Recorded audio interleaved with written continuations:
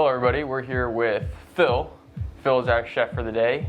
Phil, you want to tell us a little about yourself? So, Phil, I went to high school with Dom. That's how we know each other. That's kind of where my culinary professionalism began. In high school, I did 3 years of the culinary program at our high school. It culminated in me being competition cook for our high school, where we did loads of challenges, compete against loads of high schools, which is pretty awesome. And we actually did win one competition, so I think that adds to my cooking pedigree. And today I'm here to share you one of my star recipes, which happen to be meatballs. Very fancy, and I can concur. Phil's cooking is amazing, so we're going to have some good cooking for today. So, Phil, let's get started. What do we got going today? So today we're making meatballs, and we're going to do that in a cream mushroom sauce, just to tie it all together. As we all know, any good meat is paired with a great sauce. That just makes the dish exponentially better. So for any meatball combination, the base of it is obviously the meat, hence the term meatball. So we're going to use a combination of ground pork for the fattiness and ground turkey for the leanness, kind of give it a nice blend of flavors, mix them all together. It'll taste really great. One thing I've noticed, a lot of people are afraid of over-seasoning their meat. It is really, really difficult to over-season raw meat. And a lot of people, when I cook, they're like, are you sure you're not adding too much spice? I tell them never. You always want to add, even if you're thinking you're adding too much, always add a little bit more. Because at the end of the day, when you cook stuff, all that flavor is going to come out and it's going to taste really good. Now, is it impossible to over-season? Absolutely not. I've tasted dishes where I can tell, yeah, this person used too much spices. That was me yesterday. But it happens, and you live and you learn. The only way I've noticed that you can get better at it is to just keep cooking and just progressively learn. But don't be afraid. That's the worst thing you can be when cooking, is being afraid. Going through this, what exactly are you doing, and how did you learn how to cook? So learning to cook, kind of growing up, my grandmother was always cooking at home. So I kind of started from there, but that was mostly cakes and baking, things like that, not really hardcore dinner stuff. So my hardcore dinner stuff kind of came later in life. I was like, I'm kind of bored of eating the same thing every day. I'm like, let me try something new. So that's kind of how I started my hardcore meat journey. Interesting. It's brought me here. I've done a lot of different meats. Some of the most exotic include lion and camel. Oh, wow. Yeah. That's interesting. How'd you get a hold of that? Well, you know, where you live in New Jersey, it's a wonderful place. You can get pretty much anything, to be honest. I've seen people get emu, llama, alpaca, elephant. You pay a pretty penny for it, but every once in a while you can indulge. Okay. It's really good. Interesting. Salt, pepper, garlic.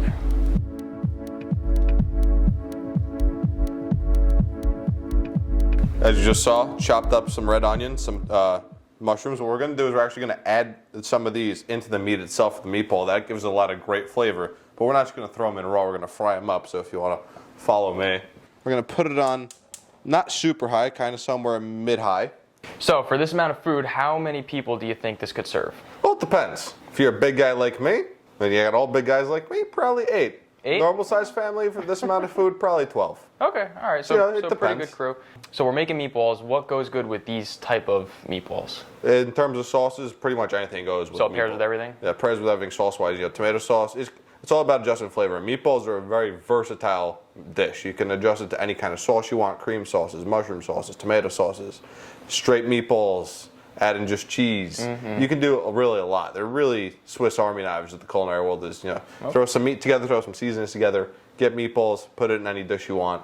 Really works well. So now that the pan's heated up, you want to make sure it's really warm. Kind of just hover your hand over it. Kind of once you feel that heat really going, that's when you want to add it. Add in your onions first. Onions take a while. You want to give a nice caramelization on them. You want to get a good simmer on your pan, kind of spread them out, make sure they're all evenly cooking. So we got the onions cooking over here in the one pan, but in this other pot we have boiling water. What are we going to do with that boiling water? So the boiling water, you're going to want to make a broth. If you can use bones, bones are the best way to make a broth, but we're going the easy way on this one. We're just going to use some cubes, make some chicken stock. So we're going to add that to our sauce, kind of get that nice flavor. It's to complement the ground turkey.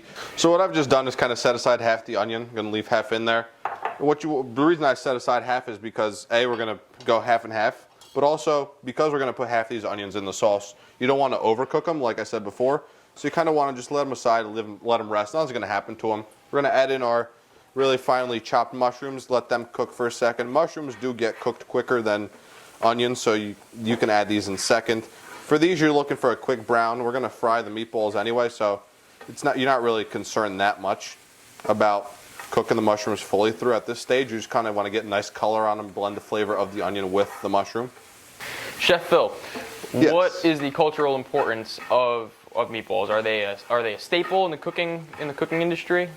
Well, if you look at cultures, ground meat has kind of had a real significance, because if you think about it, back in the day when you didn't have the magic refrigeration, or even when you had to go hunt for your food and stuff like that, you really didn't want to waste any part of the animal. The ground meat components of things like hearts, livers that have always been created. Every culture's done their own unique things, and even cultures that haven't traditionally had meat in their diets have used some sort of amalgamation. Even for in the Middle East, you might use excess chickpeas from harvest to make falafels or something like that, and kind of that creation of a ball of something that you have of excess, but you don't want it to go to waste. So pretty much, the meatball is a culmination of everything that you have in your culture, just in one form. Just saw you put in the onion and mushroom combination right on top of our meat, and a little bit of seasoning. What'd you put on there? So same thing we did with meatballs. You don't want to go excessive. You want to just do a little bit of garlic powder, a little bit of salt, a little bit of pepper. That's all you really need. Add a little bit of breadcrumbs. That'll suck in some of the juice from the oil that we just put in, that we used to cook the onions and the mushrooms. Not too much. You don't want your breadcrumbs to dominate, but you want a little bit just to absorb that oil. I see you're doing this with your hands. We have a high-tech KitchenAid mixer right over there. What is the purpose of doing it with your hands? Do you like that better?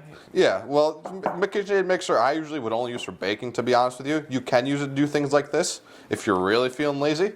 So it's all technique, is making sure you're not concentrating everything in one area.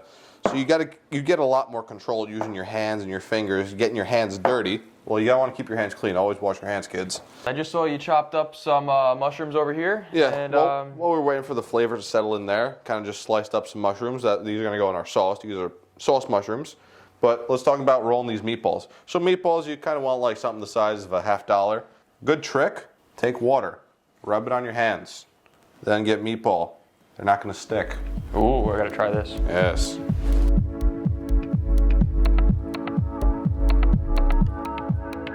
Phil, looks like we let the meat rest. What are we doing now? Oil's hot, we're getting ready to fry them. Not too crazy with the oil, because then your food's really oily, but you kind of just want to remember the pattern you put your food down in, and kind of flip them in that pattern as well. You kind of give it some good time, remember what you're doing. A lot of times I'll see people kind of just put their pan on, and you'll get one side gets hotter than the other. And that's a really big no-no, because then your food does not cook evenly. So once you put them on, it depends, you want to kind of get a feel for it. There's never a really good set time frame. It just depends on how often you want to cook them.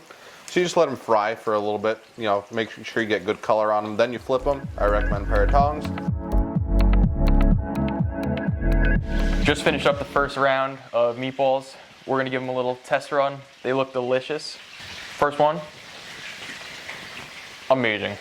Meatballs have just come off, and we are moving on to the next step. What are we doing, Phil? Making a sauce, cream and mushroom sauce. Gonna do beautiful. Start off with nice butter. You want to melt your butter off. You can use salted or unsalted butter. We're using salted butter in this one. Either way, it's just how salty do you like your sauces. If you want a little bit more salt, use salted butter, and then you don't salt the rest. Perfect, all preference. Yep, it's all preference. It's all how you want it. Cooking is all it is. It's just an expression of you. That's what I've been saying. That's what I will continue to say. Cool.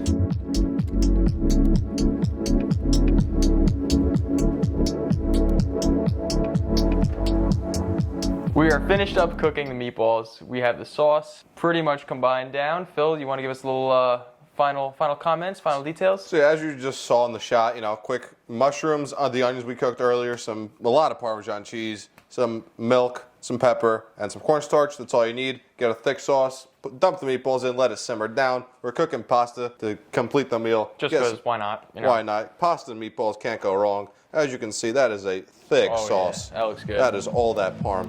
That's the way to do it, though. Having a good time, hanging with Phil, and really making some good food. So we'll see you guys later. Thanks for coming out, Phil. Thank you. Okay.